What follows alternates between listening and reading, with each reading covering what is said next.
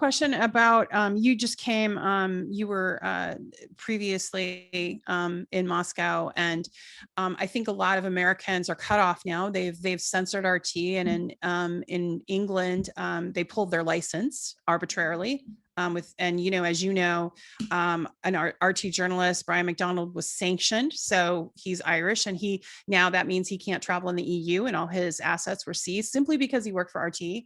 Yeah. Could you tell me some thoughts about that, and what it's like for day-to-day Russians right now, with all this vitriol coming from the West, from NATO countries, from their governments, not from the common people, but from the governments, the ruling class, and from the West, the American ruling class? Yeah, it's like, for me, I moved to Russia 1 year ago, and I had visited Russia for a couple of months in 2019. So I'm still quite new to Russia, but for me, as I guess an outsider, it's kind of heartbreaking to be aware of all the vitriol and Russophobia and stereotypes of what Russians are, and then to see how genuinely good people are in Russia. And I just can't wrap my head around how people could actually believe these stereotypes about Russians, because I've had so many positive, of course there's bad people everywhere, but in my experience, I've had so many positive experiences with Russians. It's yeah, that part is really heartbreaking. I mean, even for example, when I came here a couple months ago, my neighbors learned I was coming here, and they did this time. I have a bag right with me. They put together a suitcase of aid to take with me, like basic humanity. And I have another suitcase, and it's full of diapers and child medicine and whatever stuff for kids. And they were their hearts breaking for the people of the Donbass. And to be honest, what I've heard from, of course, this is just from people I've met, their heart's breaking for everybody. They're empathetic with Ukraine. They don't want people, and this is, I'm making this point because we see the vitriol coming from Ukrainian nationalists, people who think Russians are subhumans, or orcs, or all these horrible terms they have for Russians. But I'm not seeing that in Russia. I'm seeing, okay, people want an end to the bloodshed and all that, right, but I've seen a lot of empathy in Russia for people of Ukraine, and I don't mean regarding the way the West is depicting what's happening, but in general, and the fact that they're living in this horrible system and corrupt state, and now facing this operation to eradicate the Nazism that is very real and very vivid there. But back to what you're saying, sorry. So how people are being affected. I mean, they've been dealing with Russophobia for years. On the other hand, I've had people say well, no, I've got friends in the West, and they're saying it's not so bad. They don't hate us. But then I meet other people who say yeah, we don't talk with our friends anymore because they don't want to talk with us. I don't know. But the situation in Russia itself, the food prices have gone up a little bit, but not compared to what I've been hearing from the West. Right. And generally, it feels pretty normal. I'm sorry, you had some other elements to your question I think I've forgotten. Oh, no, it's okay. I had talked about the fact that there was an RT journalist who was sanctioned, Brian McDonald, but also other journalists in fact, they're no longer, some of them are not even working for RT any longer, but they have Russian state affiliated underneath their names, their personal Twitter accounts, like George Galloway, Caleb Maupin, I'm trying to think, Rachel Blevins, who she may still be working for RT, but some of them aren't. They're like George is not, he's doing his own thing.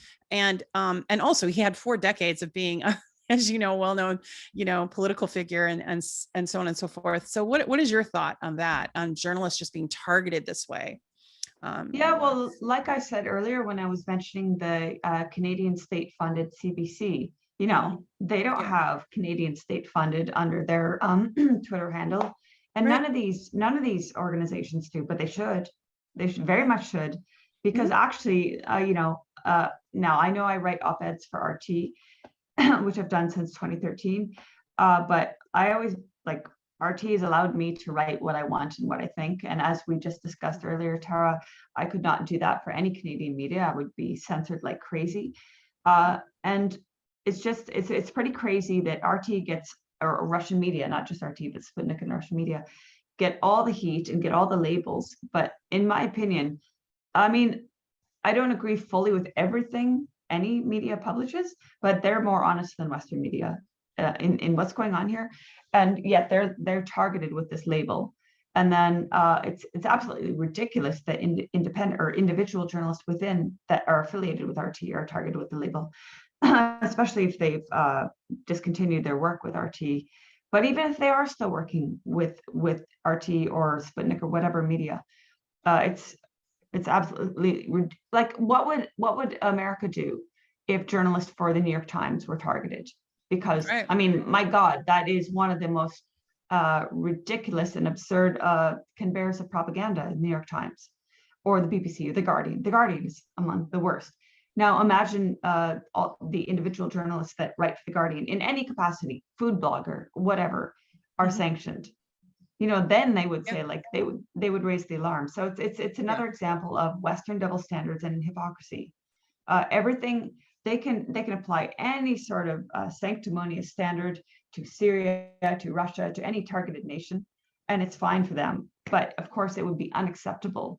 And actually, if we come back to the current situation, Russia, before beginning the military operation, Vladimir Putin spoke of the many reasons for the military operation, one of which was NATO's continued expansion eastward, another of which was tangible intelligence that Ukraine intended to attack full scale the Donbass, which, by the way, if you read the Postal, Jacques Bode, former Swiss intelligence, he also corroborates that. You know, he's not a Russian bot or what have you. He's former Swiss intelligence.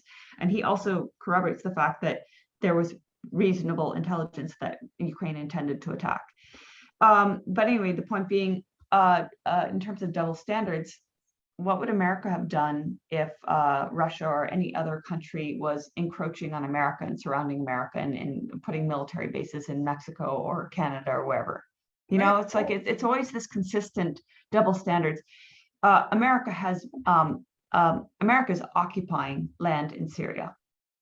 And has destroyed swaths of Syria and is stealing Syrian oil, burning Syrian wheat, and that these hypocrites in suits dare to claim that Russia is causing a famine in Ukraine when Ukraine has mined its own ports, preventing ships from leaving. Like, I'm sorry, but I'm just going on about double standards, but it's endless. No, So I mean, it's good. That's why you're on. To educate the audience. Yeah, definitely. When we go back to the topic of independent or individual, journalists, whether they're working with RT or other media being sanctioned, it's ridiculous, because again, were you to apply the same standards to Western prostitutes, there would be outrage.